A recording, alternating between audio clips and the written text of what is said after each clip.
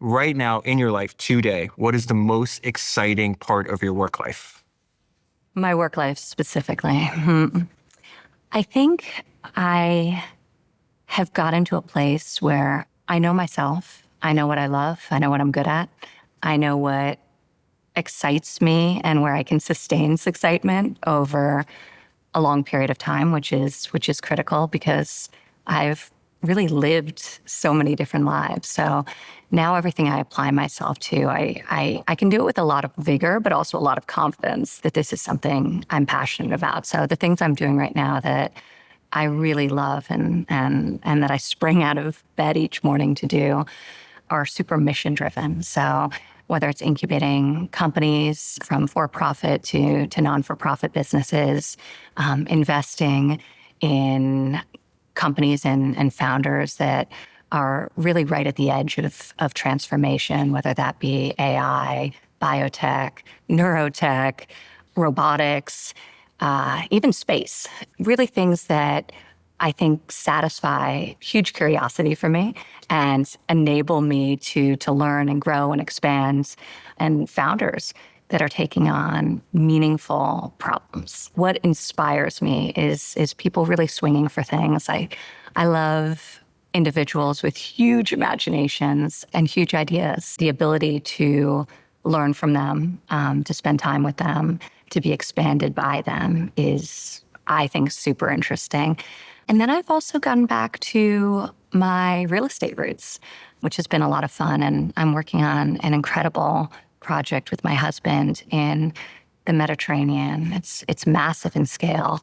I think that's an understatement. Can you explain? Yes, it is. It is. There's no power on this island. You're building everything from scratch, correct? Well, it's an unbelievable, beautiful 1,400 hectare private island in the middle of the Mediterranean. We were on a friend's boat and we stopped for a swim. Effectively, that's how we found it. We swam to the island. We went on a hike, barefoot all the way up to the top, and we were just captivated.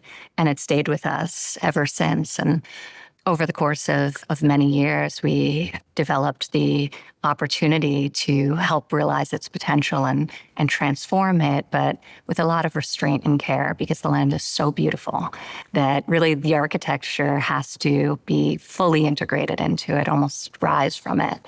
You know, it's not even a business for me, despite the scale of it. We not only the island, but we have 5 miles of beachfront directly across from the island, this beautiful peninsula with a lagoon on one side, the ocean on the other, beautiful white sand beaches. For me, it feels more like a challenge than anything else. The culmination of all of my experience in real estate, all of my travel, a lot of reflection on how I want to live, how I think people increasingly are wanting to live, and trying to really build something that's a tangible manifestation of that.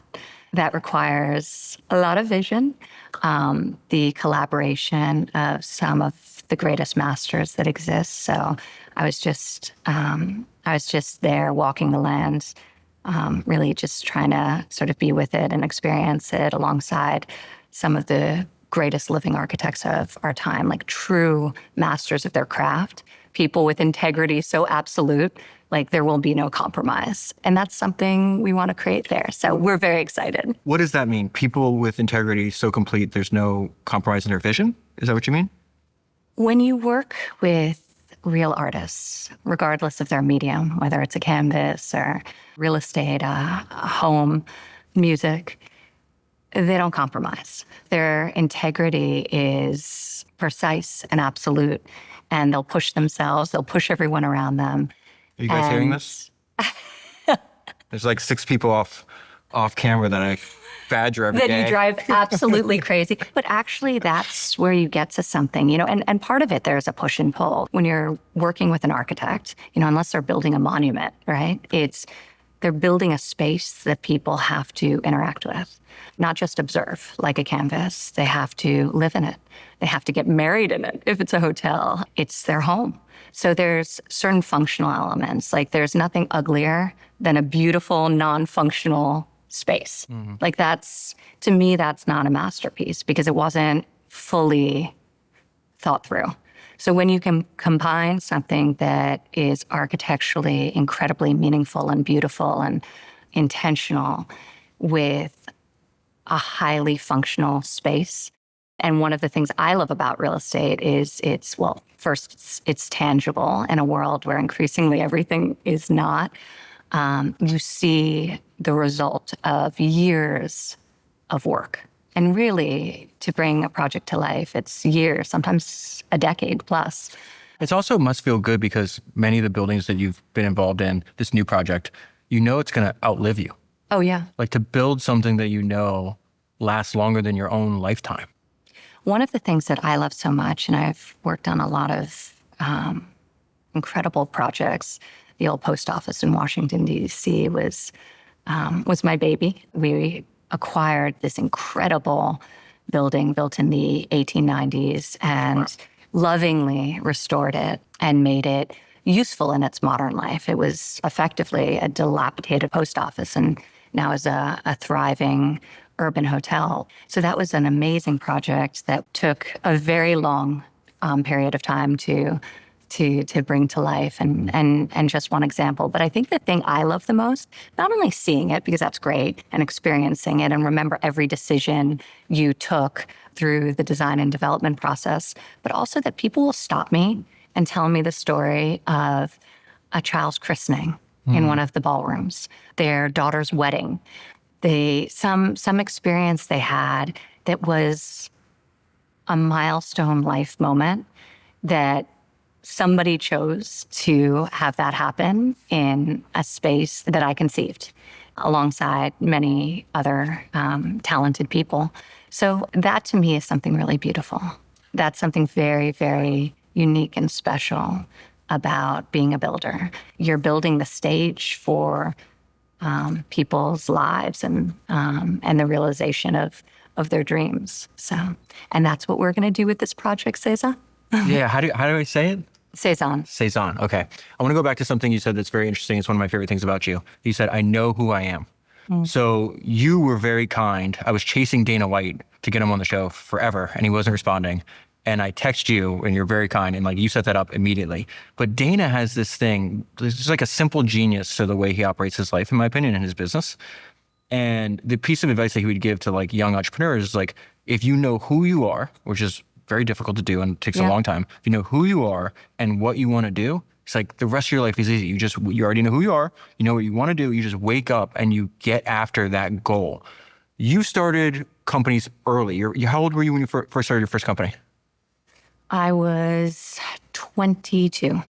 You didn't know who you were at 22, correct? So can you talk about the process that you went through to now say truthfully that you know who you are? Well, I think if you don't know who you are, the world will tell you. And it may not be an answer you want, right? So the world is noisy, especially when you have a certain level of visibility. It projects onto you as much as it receives you. So I think you have to do the work of really getting to know yourself and what feels right. Some of the hardest decisions I've taken, and sometimes it's really about saying no and setting boundaries or changing course. When those decisions, regardless of how hard they are, align with your values, it always feels good. Like it's hard, it can be difficult, but you never question it. You never second guess and you don't look back and wonder what if. It's the decisions you take that don't fully feel right, that don't align with your true self, with those core values that you hold. Those are the things that I think you always regret. Oftentimes people get there because they sort of forum shop decisions. They'll ask people about their life. What should I do? What should I do? And they almost make it like a process to make tough choices. And there's something very important about, speaking to people who are knowledgeable and getting perspective and feedback. But ultimately, like you can't outsource decision-making as it pertains to major decisions in your personal or professional life. You really have to sit with it. Actually, Dana I think is a great example of somebody who he knows himself so well. He's so authentically who he is. Like he would be wildly uncomfortable, like wearing a mask and performing as in some other role. I think Rick Rubin, I think so many great people, Dolly Parton. I love her. She like is who she is, and she's always been the same, and she really owns it. And I think we're drawn as people, if you look at sort of pop culture, I think we're naturally drawn to people who are extremely authentic, especially over time. I think if somebody's in the public eye for a long period of time, and yet so many people I know are really afraid to be themselves. The reality is you're going to get criticized either way. You might as well be the best version of you possible.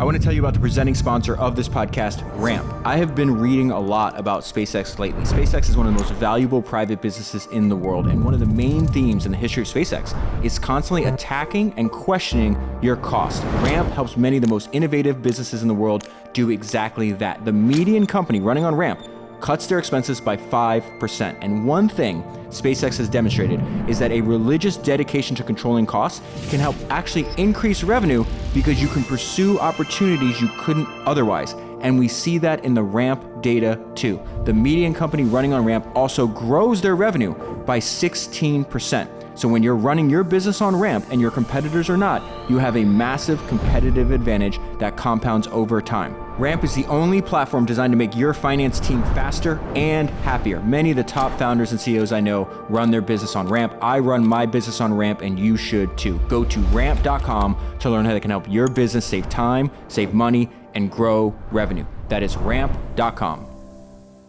How did you get to the point where, you're 22 and you started your first company? Yeah. You didn't know yourself. Now, several years later, you do. How did you do this? Well, I think, it's people will say trust your instinct, but I think instinct has to be developed. So my instinct when I was 22 is different from my instinct today because I think instinct is honed and refined over time. I think first and foremost, you have to get started. So you have to try things, and those micro wins that felt as big as the massive ones today, you start to develop reps and patterns and confidence, which is so important. It's really hard to trust yourself or trust your gut if you're deeply insecure and you haven't developed a rhythm or you haven't had some successes. And this could be in entry-level beginning positions. I started out in real estate working for a developer in Brooklyn developing shopping malls.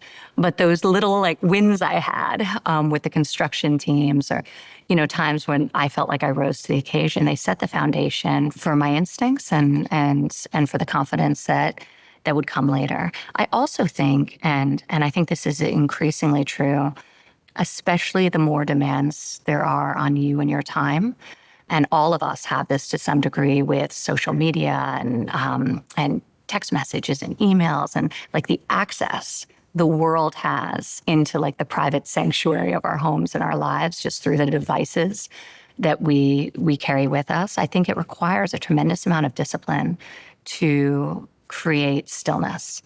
I have to be much more intentional about creating a contemplative routine than I did maybe 20 years ago. There's just a lot more coming at me. So I have to create a lot of boundaries for myself in my day. I wake up, I cook the kids' breakfast. Jared and I cook the kids' breakfast. They prefer it when he does, in which case I'm the one pushing them out the door.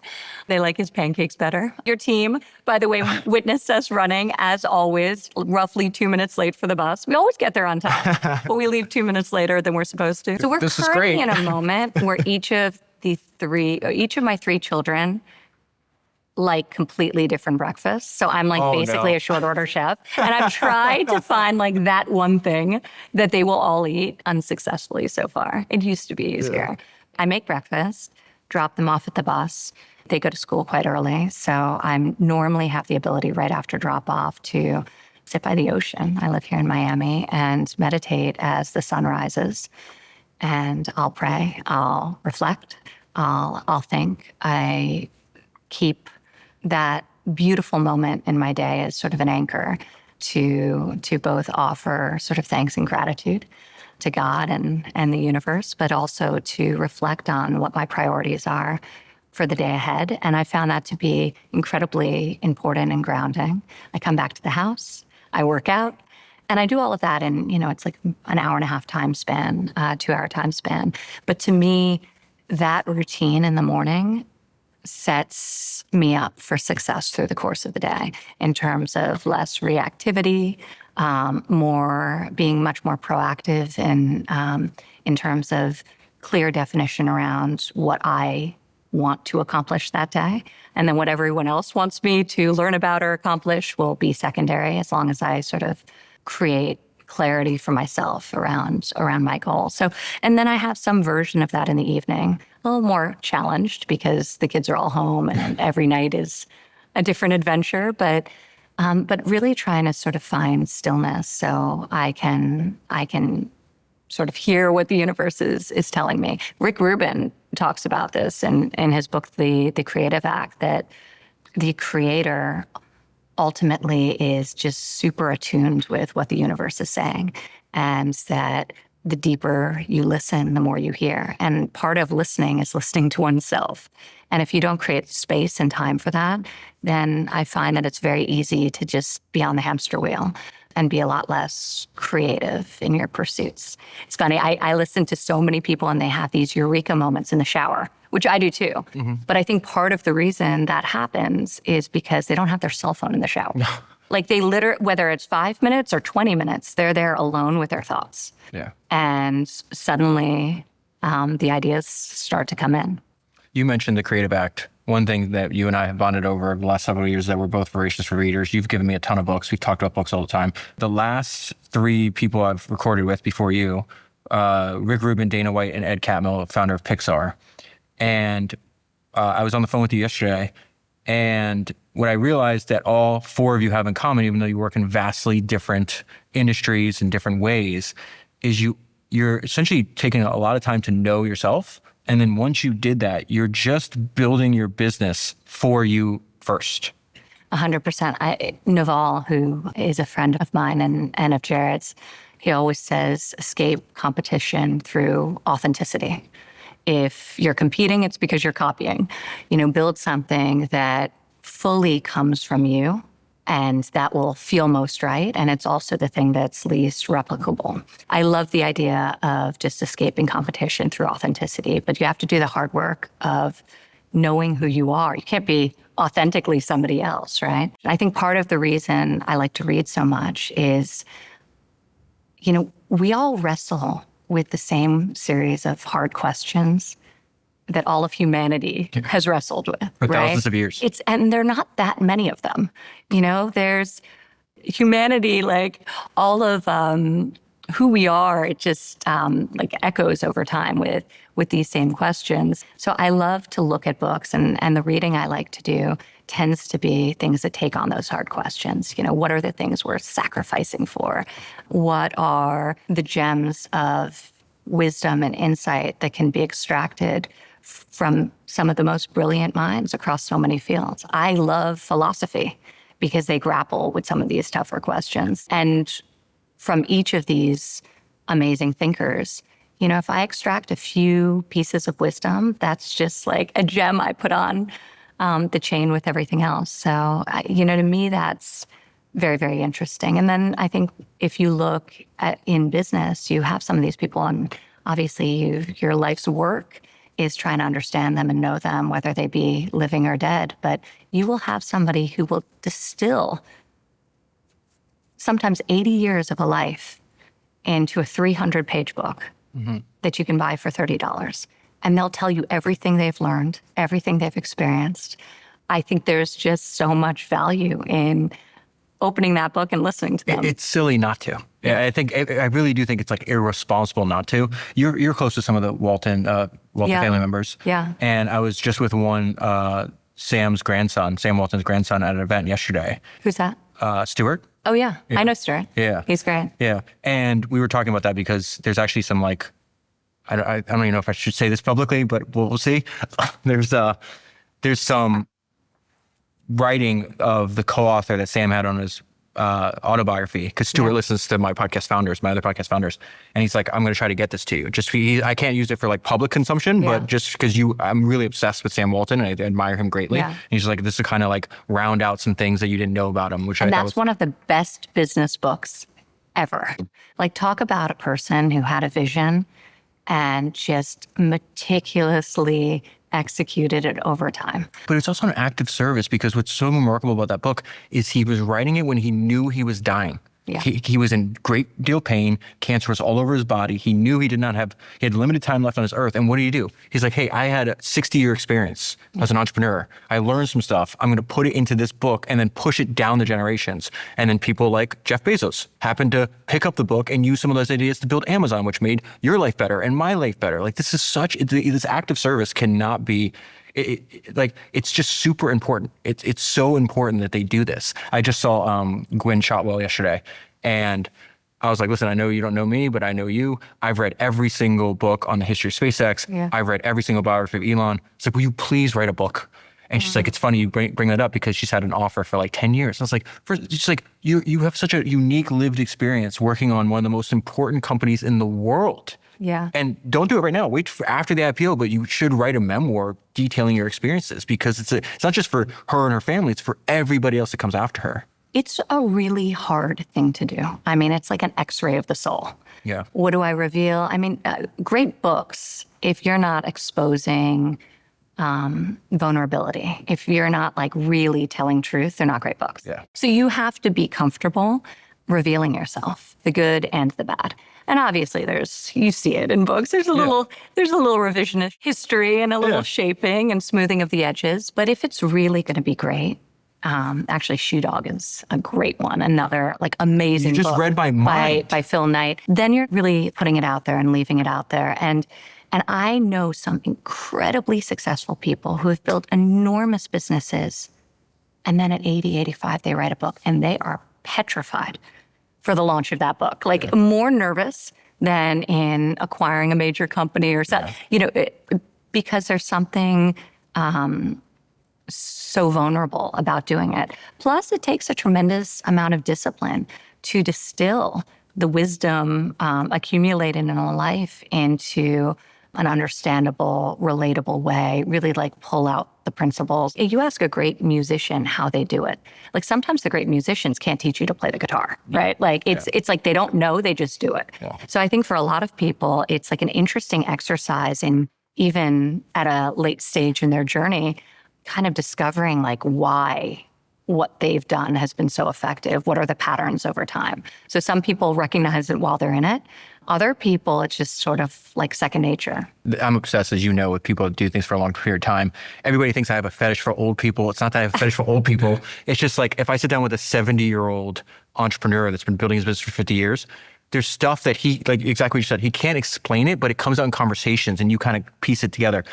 You read my mind with Shoe Dog because I just finished reading it for the third or fourth time. Yeah. And I just recorded another episode on it. It'll be out soon. That's one of like the great opening lines. What's the opening line? It was something about, the pioneers. And okay, so there was us. Some died along some made it, some died along, and then there were, So he's in Oregon in the 1960s, and he's like, he thought people from Oregon, they didn't think big. So no one around him, everybody around him, including his father, is saying, don't do this weird, crazy idea that you have. But he says his track coach, his teacher, the same person, and his co-founder of Nike, Bill Bowerman, took great pride in the fact that they were from Oregon because of the Oregon Trail. And they said that the cowards never started, the weak died along the way, and that leaves us. I love it. Yes. And he believed. I remember, it's been years, it's probably a decade since I read that book, but I remember that opening. I'm like, what a great entry. The opening of the book is perfect because we were just talking about this when you were at 22, when I was in my early 20s. The existential angst of a young man and woman in their 20s is universal. It's like, what is my life going to be? What, like, so much of everything's ahead of you. And so he's on this run and he just feels like he's been away from his house for 7 years. He's got an MBA. He served in the Army, and he's living in his childhood bedroom. And he's like, what am I doing with my life? I'm a grown man. I feel like a kid. Yeah. And the first opening where he's running, he's just like, I'm going to pursue this crazy idea, which turns into Nike. But it ties to what you just said. In the book, talks about getting his heart broken, talks about the death of his son, talks about the fact that he was a bad husband in the beginning. He was absent-minded. And the book ends way before peak. Like It way ends at the before IPO. peak. Yeah. At the IPO. He's almost saying that, okay, you know what happens next, but this is how many decades The struggle. to get there. One of my favorite books that I recently reread, and it's interesting. I'm at a point now, and I'm reading a lot of new stuff, but I'm spending a lot more time revisiting things that had a profound impact on me, because the act of rereading something at a different point in your life, you experience it a totally different way. So like with everything else, including you're asking me some of the things that I'm working on, for me, it's less and better. Less things, more focus, more intentionality, and the same is true of books. And it's been so beautiful at this point in my life to reread some of these great books. And one of my favorites is Man's Search for Meaning by Viktor Frankl. And, I was thinking about it when you were talking about just like hardship and struggle. And he certainly does not romanticize struggle. I mean, he endured the most difficult of human experiences. And he tells his story, Viktor Frankl, of having survived the Nazi concentration camps. But the idea that meaning can often be redeemed by the struggle. You don't find meaning when things are easy. You find meaning when things are difficult. And when things are extremely difficult, it's often that same meaning that helps you endure. And there's something so incredible about that. And I just think about it, and I've been talking to my children a lot about this book. I just gave it to my daughter, who's as voracious a reader as I am. It's amazing. I love it. She like blows me away. That's a gift.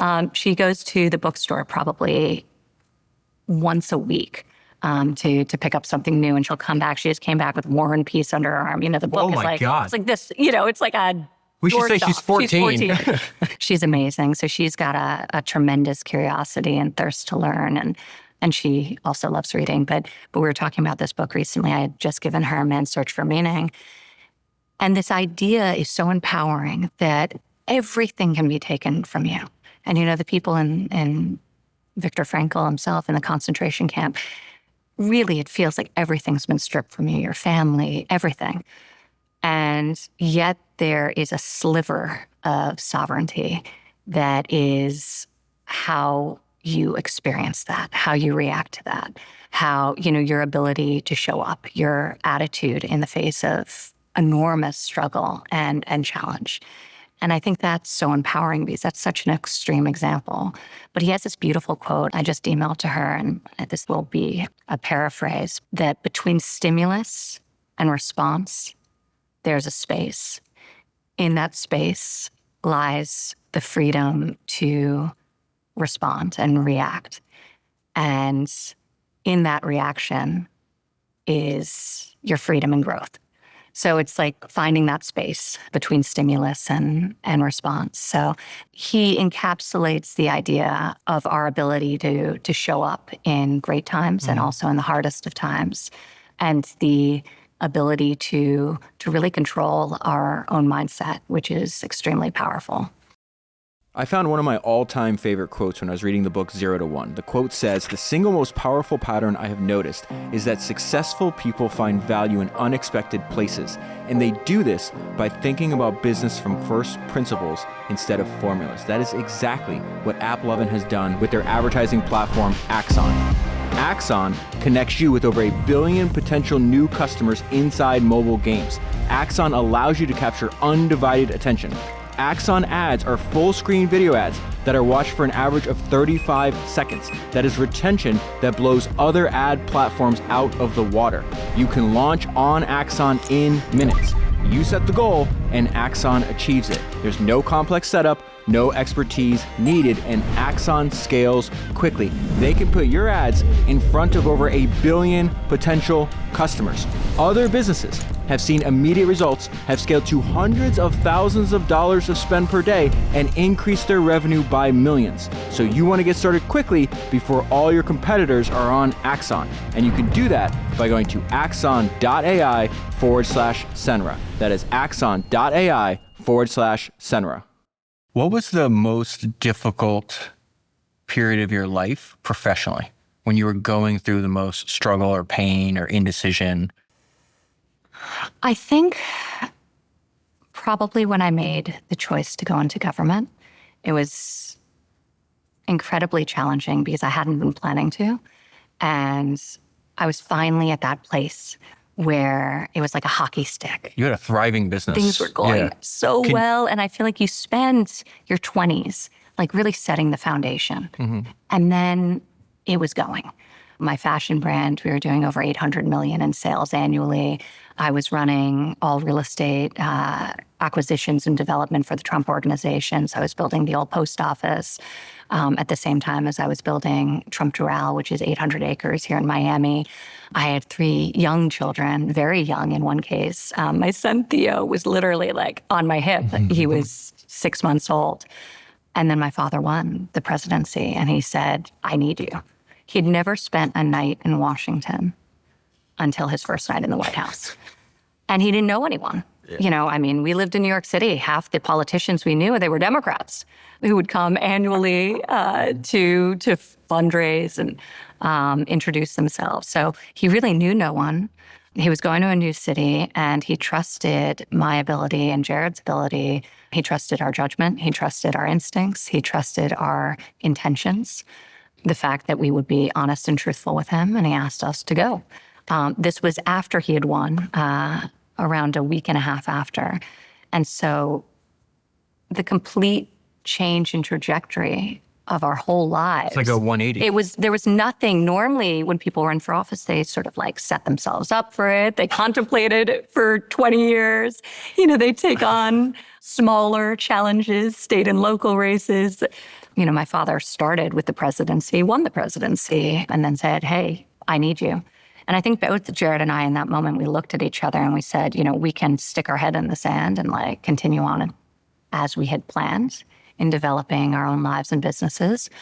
But would the 80-year-old version of ourselves look back and be proud of that choice, proud of the decision to not go in? And I think we both knew, like, he's asking us for help. He's giving us an enormous opportunity to give back to a country we love so much. And even if it's decades ahead of schedule, we should be so honored to do it. You know, I'm pretty intense and I was like on a path. And now that path was like bearing unbelievable fruit. And I was feeling I had those reps and doing things and achieving things was just easier than it had been when I was 22.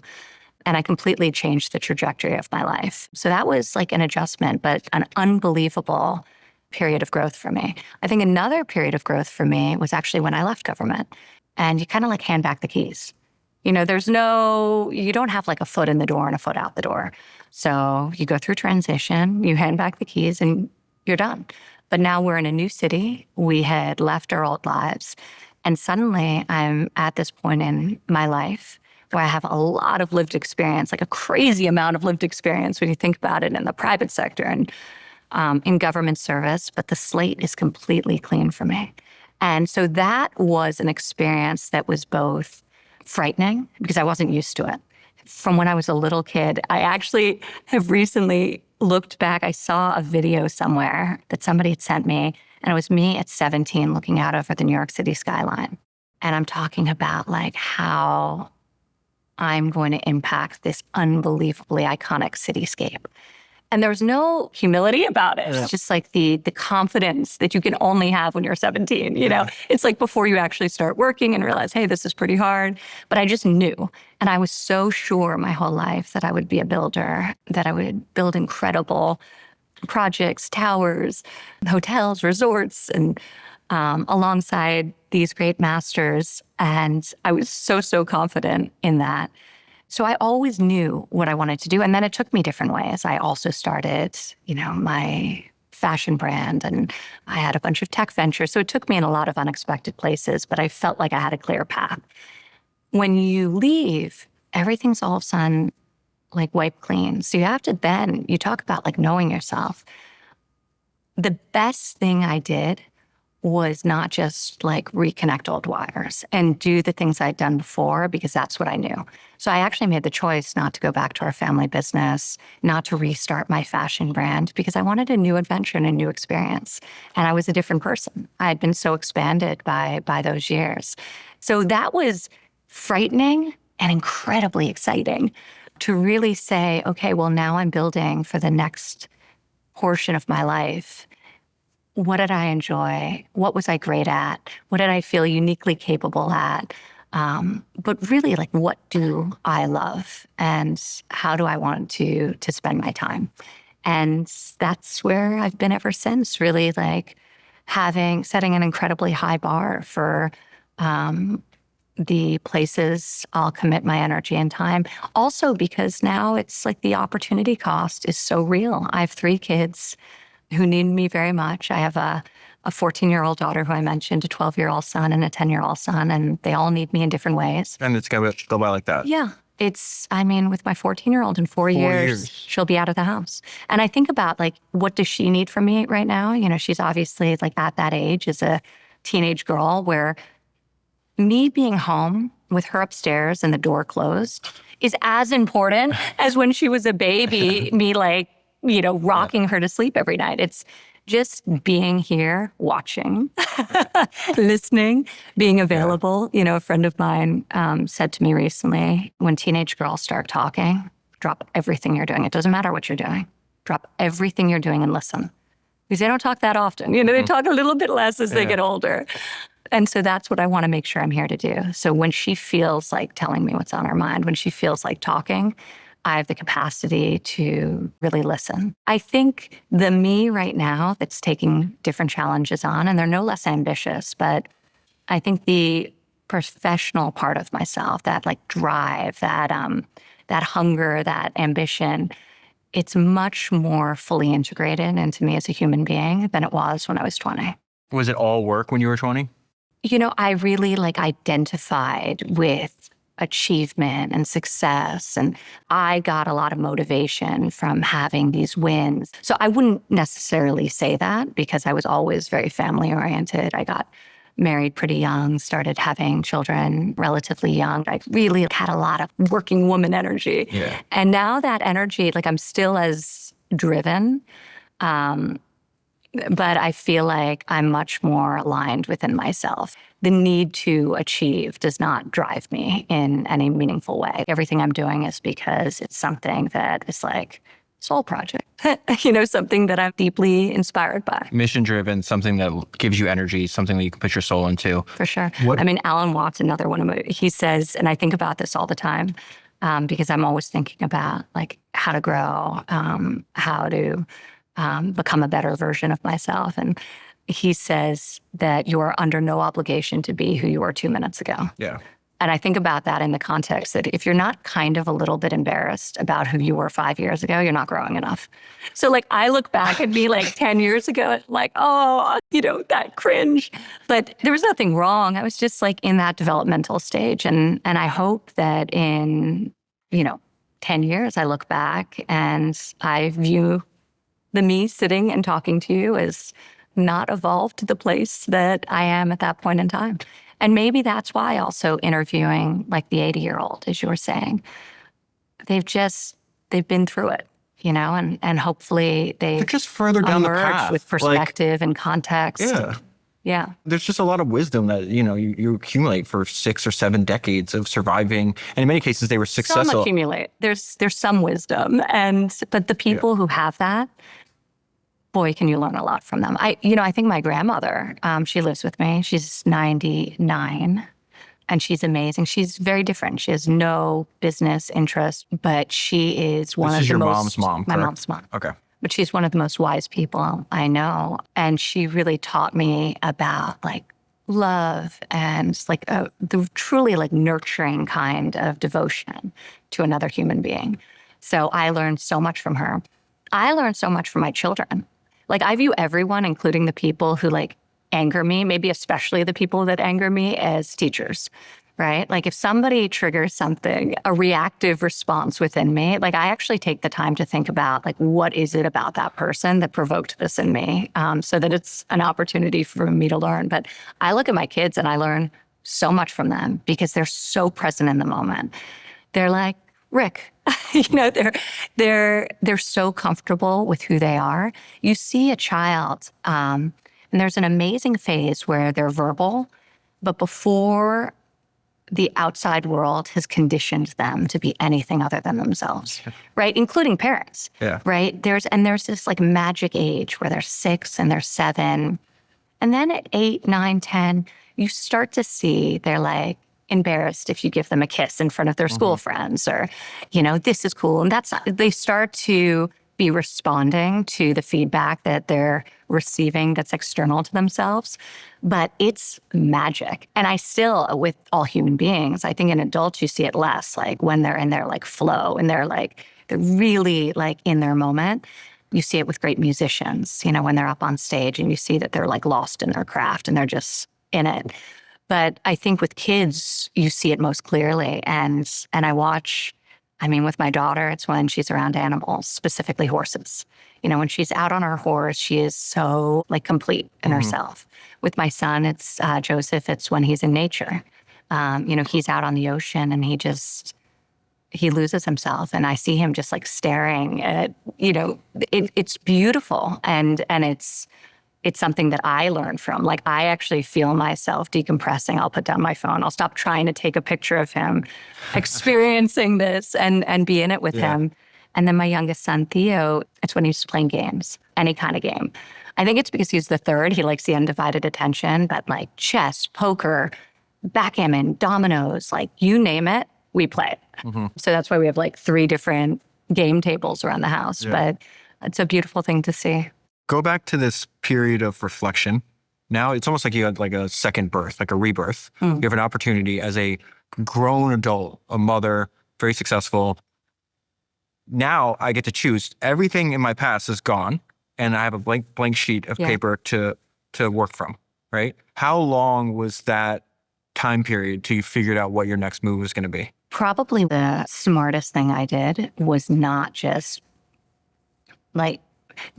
gravitate towards the playbook I knew. I actually wanted to really like sit with it.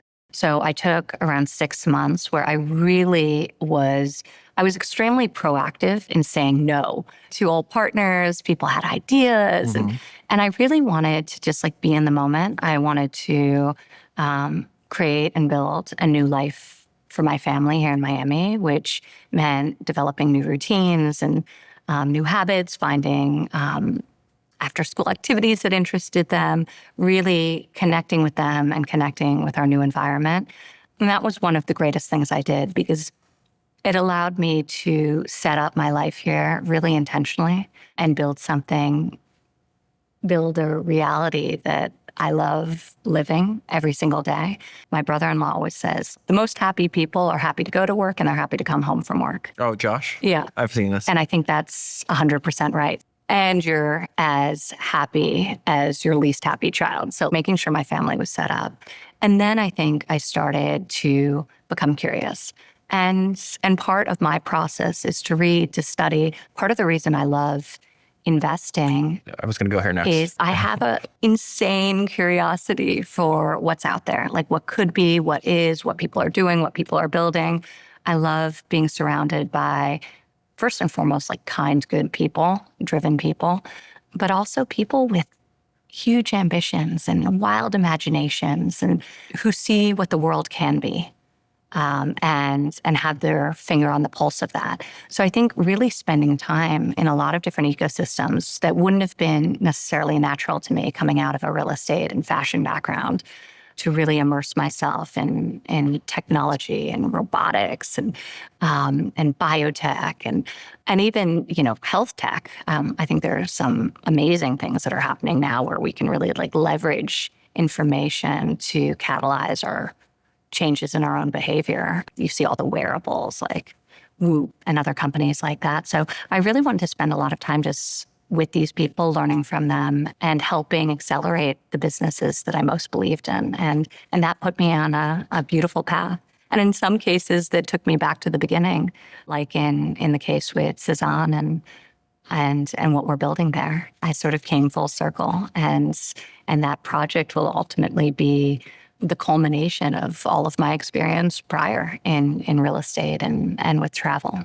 So this is one thing that I would love for you to explain your thinking on. When you shut down your business, Yeah. you went into government, you resigned from like 350 things. Yeah. Now you have this. You literally sit with the Office of Government Ethics and they review your whole life. And they tell you if anything could potentially be a conflict of interest. You either have to divest of it, you have to put it into trust. So they go through everything, and they just determine it and they tell you what to do. And then you go back, you've done it, you show it to them, and then they have to stamp it. It was like a wild untethering from the life you were building, in like super small ways, and then much larger, selling businesses and selling assets in some cases, buildings. So it was a very unique experience, but then you're really like in it and free of all you had been doing in the past. But I can't help but think in this like new reset, this new like rebuilding of your life post White House down in Miami, you wouldn't even be involved in 350 things today. Am I wrong about that? Because like I feel the conversations we have, you have these reoccurring themes. It's like fewer, deeper, fewer, better. For sure. Can you explain the change of decision making there? You think about moments in your life, and I think that moment was an inflection for me in so many ways. I emerged a very different person, but I think one of the things that also happened is that at a time when I was like really running and really happy with the trajectory my life was headed on, the treadmill stopped. I completely pivoted. And that afforded me the opportunity later to decide like which races I was going to compete in versus not. So there's something that doesn't typically happen to somebody when they're in their early 30s. That's when you're like very tethered to the path that you've charted for yourself. So I think in the end, it was a great blessing. Like, I think my life would have turned out great? Sure, right? But it did give me a lot of perspective, and it gave me the ability to really like mark things in my mind to market, create a lot more simplicity for myself, really only commit to building things that I would be passionate about over the long term. Some of the things I was working on were legacies of like my early 20s where I was just getting started. And I think part of what you should be doing when you're young is like throwing a bunch of stuff against the wall and seeing what fires you up, you have to have experience. And sometimes the best experiences are the horrible ones because that's not like the right path for you. Some of the best bosses are the worst ones because you learn from them how not to treat people, right? So I think it's all good. But I think the whole experience of like detaching from everything that I had built up to that point, and then as like a more fully formed adult, coming back and being super intentional was very clarifying. Jared loves the book Essentialism. And we talk about it all the time because for him, like simplicity is king. He loves distilling complex things and ideas and systems into the most simple version. And I think you can find a lot of peace in your life when you're able to do that. And it's hard. It's a very hard thing. There's like the famous line, I wrote a long letter because I didn't have time to write a short one. Like I think about that, it's like much harder to write something precise and to drill down why it's so challenging to write a book. Because you're distilling complicated ideas, a complicated life story into 300 pages with clear takeaways.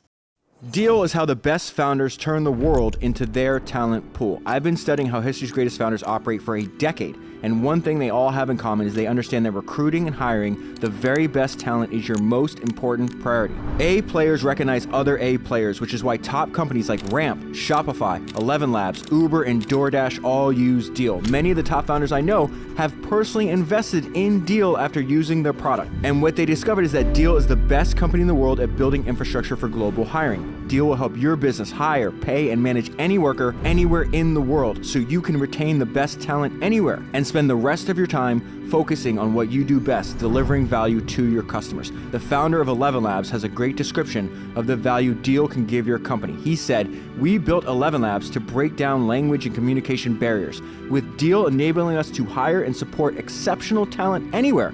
we can accelerate our innovation and bring more voices, stories, and ideas to every corner of the world. Deal is trusted by over 40,000 businesses. Learn how they can help your business today by going to deal.com/Senra. That is deal.com/Senra.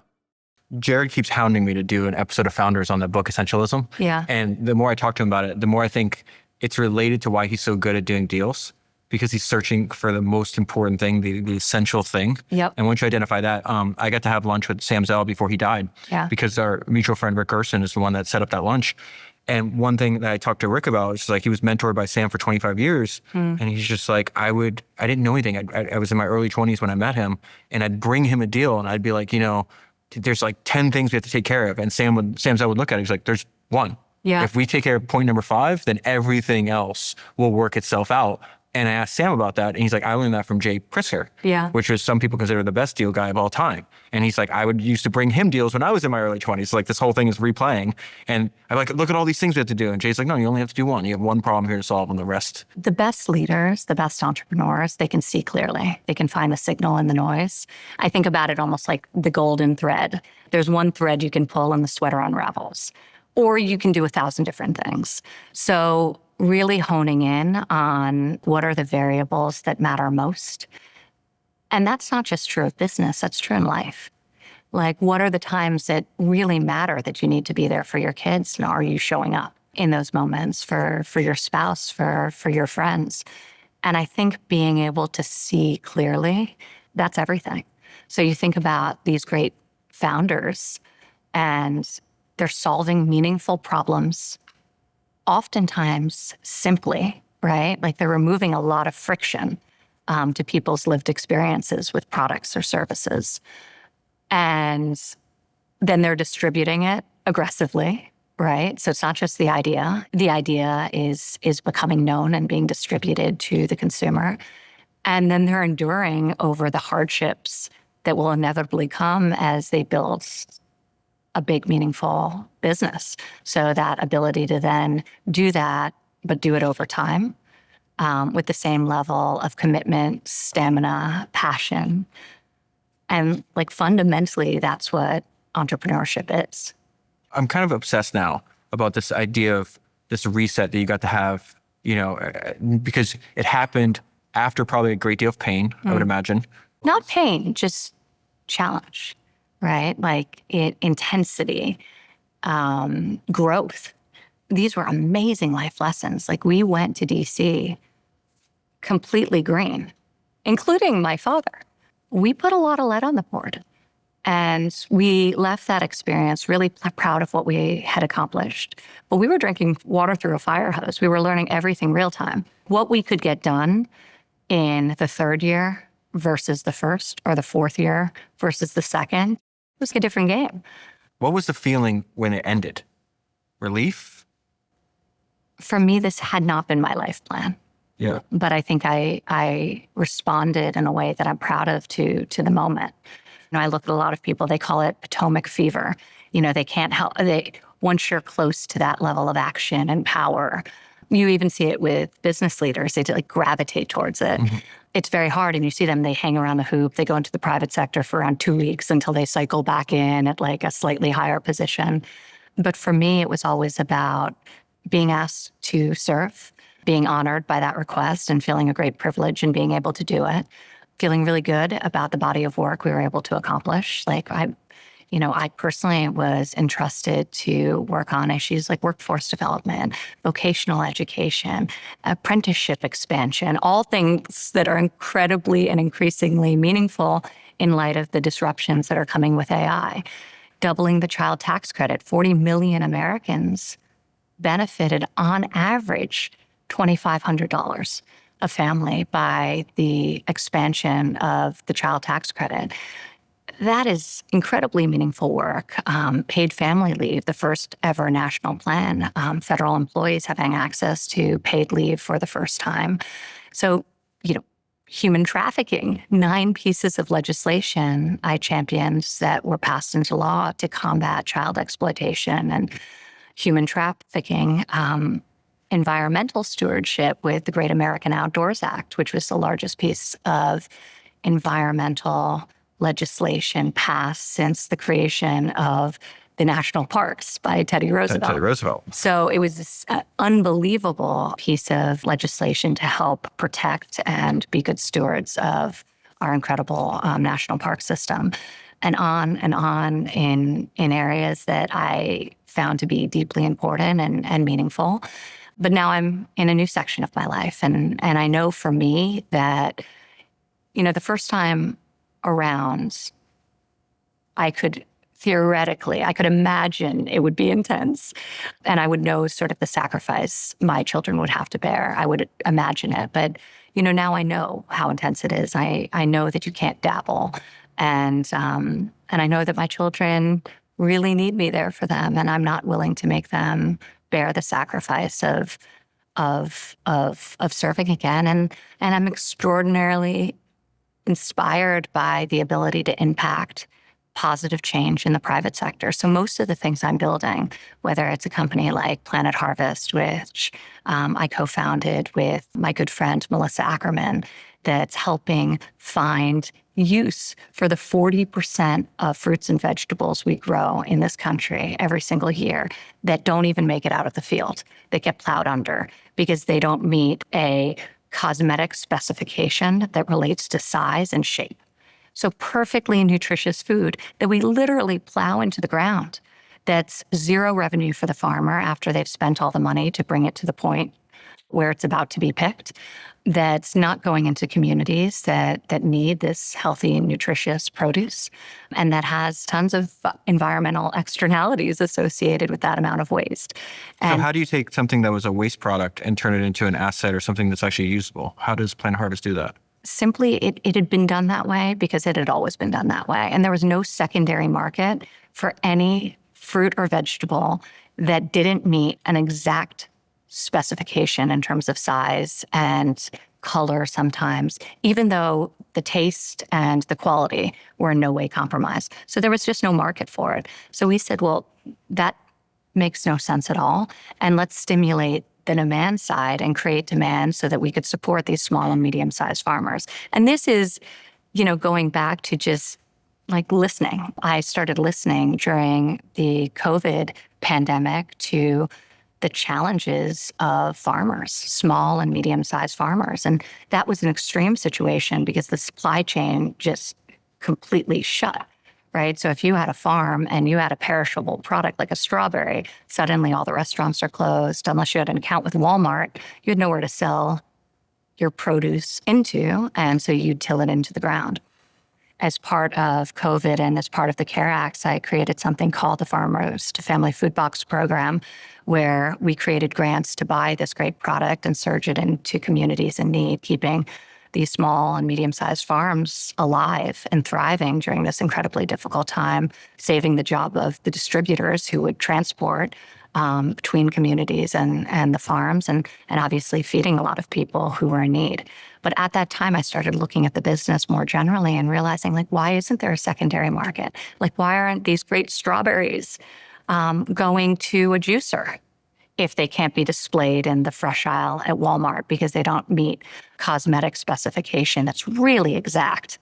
It's like everything is so uniform in size. It's very different in other areas of the world. In Europe, it's like organic. Yeah. Things are slightly bigger or smaller. So we sought, me and my partner, to start to stimulate demand by working with large consumers and sharing with them the issue and getting offtake for these small and medium-sized farmers that's meaningful. So companies from Chobani, now all of the fruit that we find in their beautiful yogurt products and smoothies is all sourced by Planet Harvest from small and medium farmers. That would have been 100% waste.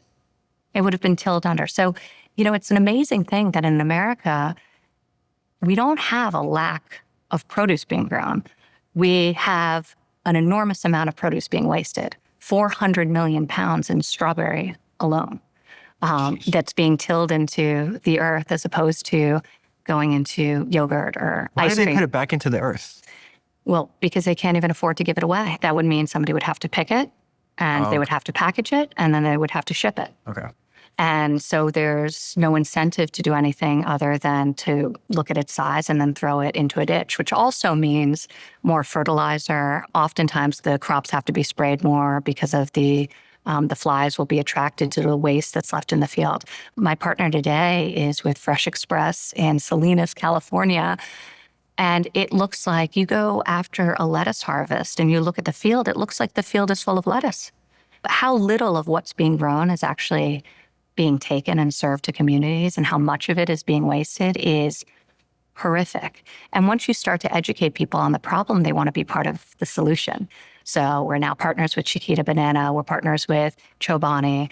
We're working with large-scale restaurants and grocers and everyone who wants to be part of the solution of how do we get this into pre-made food, into food service, into grocery stores in a way that's sustainable for and super beneficial for these farmers who have a very tough job to begin with. So the incremental revenue to them is deeply meaningful. And oftentimes it's the difference between a third generation farm becoming a fourth generation farm or not. So that's work I'm really passionate about. And that's the type of problem that Jared says something that I think about all the time, that he loves being contrarian by being obvious. And like, this is such an obvious waste. And there should be a market for this beautiful produce. And yet it's being discarded. So I love solving problems that are obvious. I love talking with people like Hamdi from Chobani and saying, did you know this was happening? 40% of produce grown in America doesn't leave the field. And him saying, how can I help? So that's a really like mission-driven business that I'm deeply passionate about, but I think will scale in a very, very meaningful way while doing a lot of good. You know, on the other side, I'm working on incubating a bunch of non-for-profits. So something that I'm really excited about came from a conversation I had with a great friend, the technology investor who you know, Alad Gil. Yeah. And we were talking, this was years ago, and we were talking about what are some of the positive use cases for AI? Like, what is the light in the force, if you will, and that isn't being executed upon currently? And we started talking about how so much of history's great works of information and literature are not accessible to so many people around the globe due to lack of access. Maybe they don't have a library in close proximity. Maybe they can't afford to buy a $30 book from Simon & Schuster on the Stoics or Marcus Aurelius' Meditations. Maybe they live in a country where there's no translation for that work in their native tongue. So we started thinking about how AI, specifically now that generative AI has gotten so good, that we could create high-fidelity translations of these incredible literary works that are in the public domain anyway. So you think about Dostoevsky, you think about Bronte, you think about Marcus Aurelius or Epictetus. All of these works are available in the public domain. So how can we use AI to translate them into all the world's commonly spoken languages and make them accessible for free to everyone in either text form or as an audiobook? So we're working with a lot of the large language labs to do exactly that, to both do the translations in a really great high fidelity way and most of the world's spoken languages, to make it accessible for free to everyone who has internet access, and to also have audio translations. You can actually even query into the text and ask questions as you read along. So there's no reason, whether it's a high school student in Philadelphia who can't afford to buy Jane Eyre for their 8th grade class. Like, there's no reason, if that's in the public domain, they shouldn't be able to have access to it in a beautiful, accessible way. And some of this stuff you can find online, but it's not for consumption. No, I go to these right? websites. Obviously, I'm obsessed. I read more than almost anybody else. So I go to these websites too, and the format's terrible. They'll scan pages of a book in and upload it into the universe. But this is like a product that's meant for a consumer. We're calling it, we haven't launched yet, but we're about to launch with the first 1,000 works, and we're going to learn a lot, and people will give us feedback on each of the translations. But imagine Now meditations will be translated into most of the world's spoken languages. So we're covering like 95% of all languages spoken and available for free if you have internet access. So we're democratizing access to this incredible knowledge. We're calling it Alexandria. But that's just a really fun project. And that came out of a conversation that I had with Elad where I'm like, what are you most excited about that's not being done? And he told me, he's like, there are so many unbelievable works by the greatest thinkers humanity's ever produced that just still aren't accessible. And that doesn't need to be true. So I've been helping him realize this dream of making it anything available. I can do to help on that project. Obviously, it's like close to my heart. I would definitely, volunteer if you need any help. I've been translating using AI for the last few years, trying to translate books that are not in English to make episodes of Founders on them. And the translations are getting so much better. So I think you guys are perfectly timed because I was doing this a few years ago. And I remember I translated one, I think it was from German. I remember when the one line was supposed to be like, this happened 15 years ago. And the translation was so bad. It was like, this happened 3 5-year periods ago. Yeah. Like, that's a funny way to say 15. 5 years ago, we couldn't have done this well. Yeah. But now the large language models are so good, and generative AI is really allowing us to do it affordably, the do voices. it with high fidelity. The voices are amazing. So 11 Labs is I was going to say, helping. have you spent time with Maddie? I have, yeah. Okay. He's amazing. Yeah. So he's helping us with the audio books that will accompany each of these. But it's amazing. And we are really like working deep into some obscure languages where people really, they don't have access. They have internet. They won't have a library. They probably won't have a bookstore. Rural communities, but also for students. Right now, if you want to read Plato's Republic, you go and pay a publisher $35 for something that's in the public domain that every 6 months they generate a new copy of and slap on a new piece of artwork on the cover, and students go and they pay for it. So this to me is just a fun way to give back, to share some of the books, obviously, that have so profoundly influenced me, but to create a holding place for some of this really important information produced by humanity. And these are huge forms of leverage for future generations that, like, there's going to be all these positive things that come out of this that you and Elad possibly could not possibly predict. We're having fun, even like the first, it's really hard to like choose 1,000 books. Yeah. And so people will say, well, you missed this. And of course we did. So even just the exercise of like, what are the most meaningful books for us? What should we translate next? How big is the scale of the project? Like, how many... we're figuring out as we the answer go. to that question is as big as you want it to be. Exactly. Like, there's no limit. You're not. It's not a physical library, physical space that you're restrained to 1,000 or 2,000 or even 10,000 books. But what I was saying is, like, the reason I think these kind of things are very important, I also think podcasting plays a role in this too, is I'm reading Kelly Johnson, who's the most famous and most successful aircraft designer in history. And in his autobiography, he says one of the most important things that ever happened to him was Andrew Carnegie had the biggest impact on his life, and he never met Andrew Carnegie because Kelly Johnson grew up in exactly what you're describing, very poor rural community. Yeah. He doesn't have electricity, for God's sake, because he doesn't have access to anything else. And this was when Carnegie was building all these free libraries and putting them all over the United States in these tiny communities. And Kelly would just go there and he would just live in the library. And he's like, I read every single thing about aviation. I read fiction. I read all these things that impacted me. And I used in my career many decades in the future. And I think you're going to hear a ton of examples like that when you guys do this project as well. How do we take this wealth of knowledge and make sure that kids all over the world and adults are able to have the same experience he did? Be able to learn from the amazing people who came before, even if you don't have direct mentors in your life that can expand your thinking and inspire you. You know who didn't have a direct mentor? Who? Elon Musk. I remember watching this interview with him that this guy, Kevin Rose, did back in 2012. And Kevin was trying to figure, it's like, they're in Tesla's factory. This is where the interview's happening. And Kevin's like, what the hell? Like, you come from South Africa, you go to Canada, then you go from Canada to the Bay Area. You didn't have any money. He's like, how did you learn business? Did you have mentors? And Elon said something that changed my life because then I started reading biographies. He goes, no, I didn't have a lot of mentors. I looked for mentors in a historical context. So I thought biographies and autobiographies were helpful. And I was like, oh, maybe I should start reading more autobiographies and biographies. Yeah. Turns out you can find mentors in historical context. There are very few people I look at and I say, I'm like deeply want to emulate every aspect of their life? Probably nobody. Probably nobody. Yeah. You know, Jared's pretty close.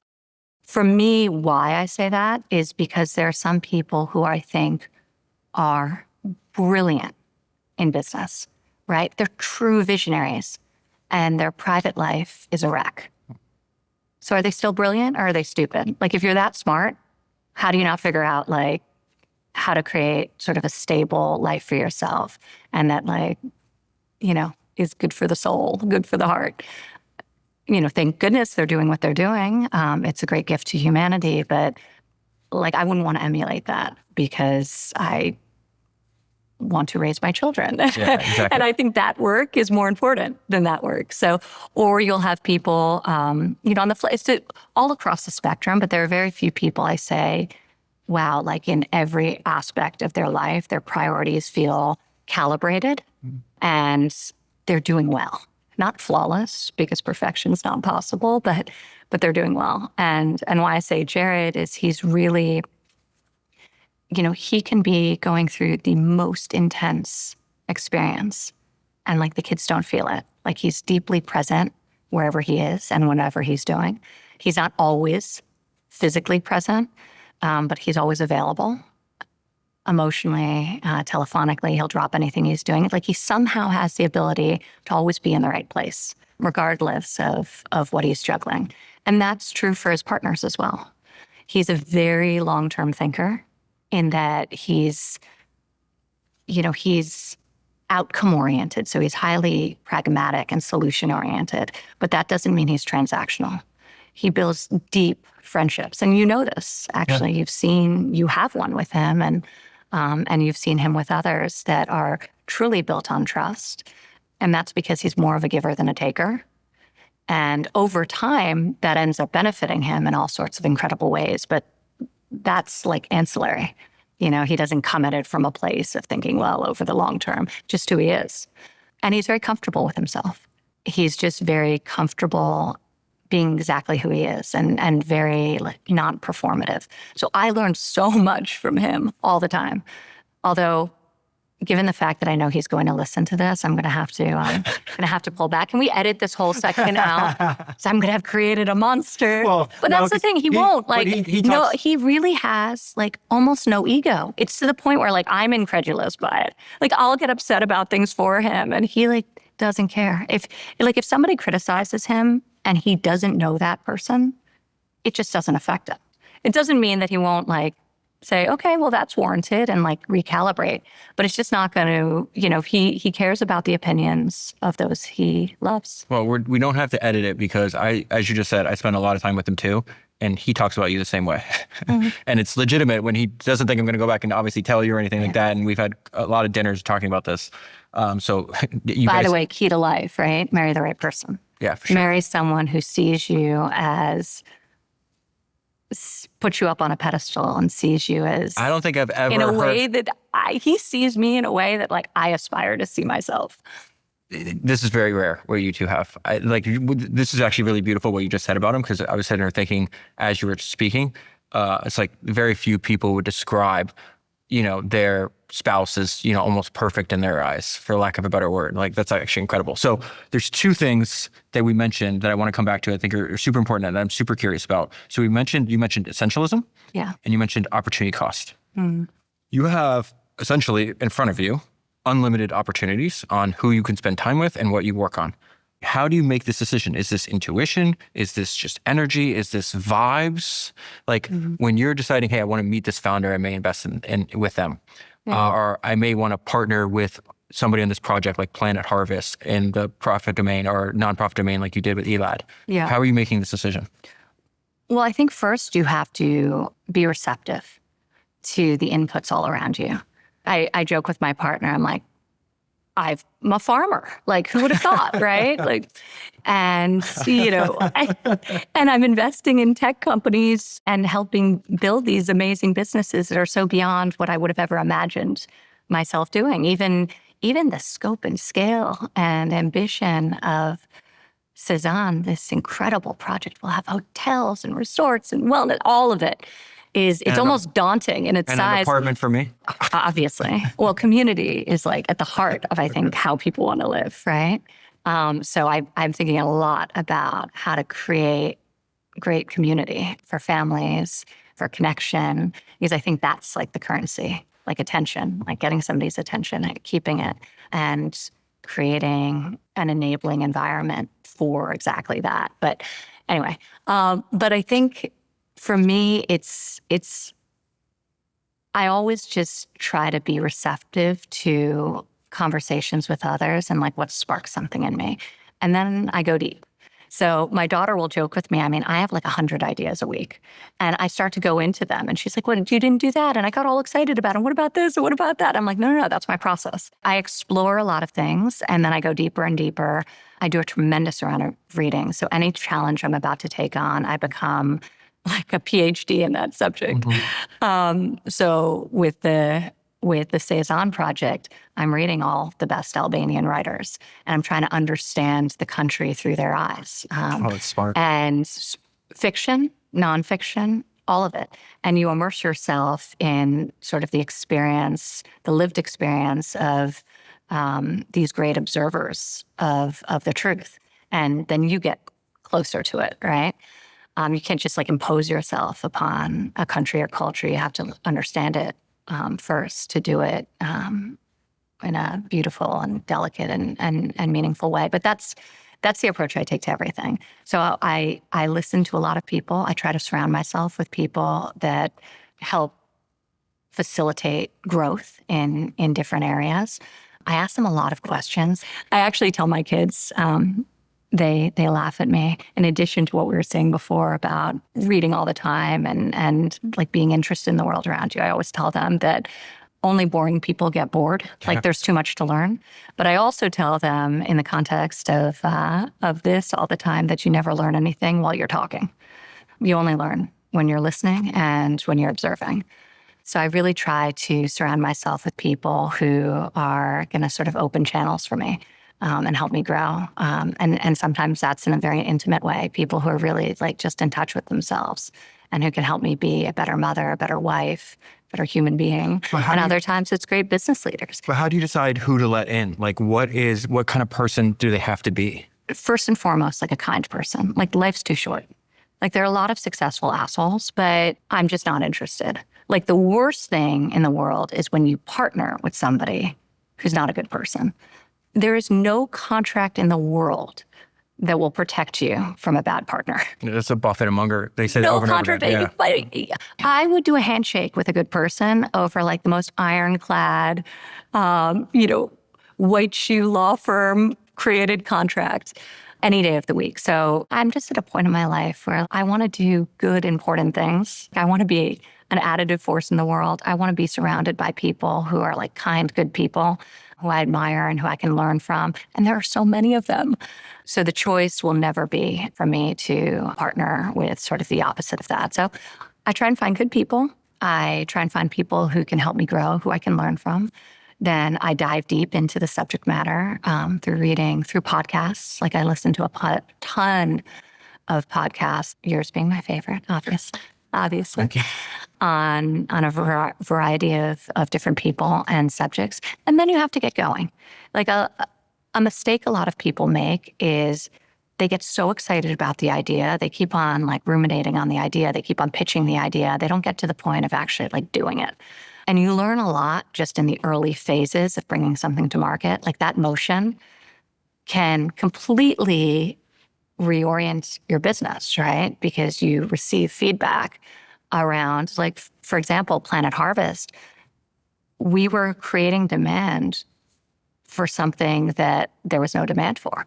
I mean, even the farmers weren't even taking this produce out of the field because there was no market for it. So we had to create a market. So we had to speak with the consumers and find out what would they pay for it and what would they get from it. They'd get the story of the small farmers they were supporting. They would get diversified supply chain in terms of what was going into their product. They'd get the same caliber of product. But we had to go and explain to them, and then we had to hear from them, like, what was that worth to them? I think it's really important to get that message out there. There's one of my favorite books. It's called The Banana King. I think Sam Zamuri Or no, The Fish Ate the Whale. I heard your episode on that. Sam It's brilliant. Zamori. I forgot the subtitle, but it's a biography of Sam We're Zamori. working with Chiquita Banana now, which is like the Which is largest, fun. and helping them think about their excess and utilizing it. And I shared that episode. But he did something very similar where there's a line in that book where, he started in bananas, obviously, and they were just throwing them away because they would rot in like 2 days and they couldn't sell them in the next 2 days. And so there's a line in the book that I thought of when I hear you talk about Plain Harvest, like he saw opportunity where others saw nothing. Yeah. And I think just being perceptive of the world around you, there's unlimited opportunity around us that people are just skipping over or ignoring. And in your case, you said that, they just did it this way because it's the way it's always been done. So if you just go into a new situation with fresh eyes and just like, why? Just keep asking why. You'll eventually get to, well, that's just because how it's always been done. 100%. And like, that's the best answer in the world, because that means like there's ready for disruption. There's innovation that you can do there. And I think that's what's so cool about doing the early stage investing that I'm doing. Like obviously Affinity does later stage investing, but some of the earlier stage, it's really about, you have to be a good listener. You sit down with a founder and they don't have the track record. In some cases, they haven't even begun to execute their business plan, right? They haven't commercialized it. In some cases they have, in some cases they haven't. Either way, they're in the earliest innings of their company. So you're listening, what's the idea? And what's the jockey like? Like you're trying to understand, does the person have what it takes to build this thing, this concept, this product? Will they be in it for the long run? Do they have the flexibility, the mentality, the perseverance, the grit, the vision, the leadership skills, all of these traits that you have to have, or have the humility to know you don't have and supplement by hiring the right people, right? So it's an assessment of the human being sitting across from you, and also of the idea that hasn't yet been proven. And in some cases, the more audacious, the better. Because I'm not interested really investing in like boring things. I like investing in things that have the ability to be transformational. So these often tend to be big ideas, often tend to be unproven ideas. And you have to be a good listener because you don't have a lot of data to support what they're doing yet. And so I think especially in the venture space, you have to have a lot of humility and you have to be very interested in people and ideas. And I think you're perfectly suited as your personality to be a champion for these new but fragile ideas. The reoccurring theme in all these biographies that I've read, the 400 plus biographies of history-based entrepreneurs I've read, it's just like new ideas are so fragile, and it's so easy to kill an idea prematurely and to not let it grow. And you just have to give it room and time for it to grow, just like a human being, just like I think Jeff Bezos uses the analogy of like an acorn turning into an oak tree. Yeah. That does not happen in a week. It doesn't happen in a year. It's going to be a multiple year process that we have to understand that going into it. And you may end up at a place that's very different from where you started. You mentioned Jeff, like he was selling books, right? Yeah. So that's where it becomes, it's the idea, and then it's the founder. And what will that idea morph into? Very rarely is it a straight path. Most often it's something completely beyond the original aspiration. Toby, I heard him on your show, but so there's a certain sort of neurological flexibility, that these founders have, that they can be so passionate about something, yet pivot it into something else they're equally passionate about that becomes the ultimate manifestation of that original acorn. And I think your life, what you share with us so far in this conversation, is a perfect example of that, because you've done that in your second act as well. I'm honored to call you a friend. Thank you very much, Ivanka, for taking the time. This was absolutely perfect. Thank you. Thank you. I hope you enjoyed this episode. Please remember to subscribe wherever you're listening and leave a review. And make sure you listen to my other podcast, Founders. For almost a decade, I've obsessively read over 400 biographies of history's greatest entrepreneurs, searching for ideas that you can use in your work. Most of the guests you hear on this show first found me through Founders.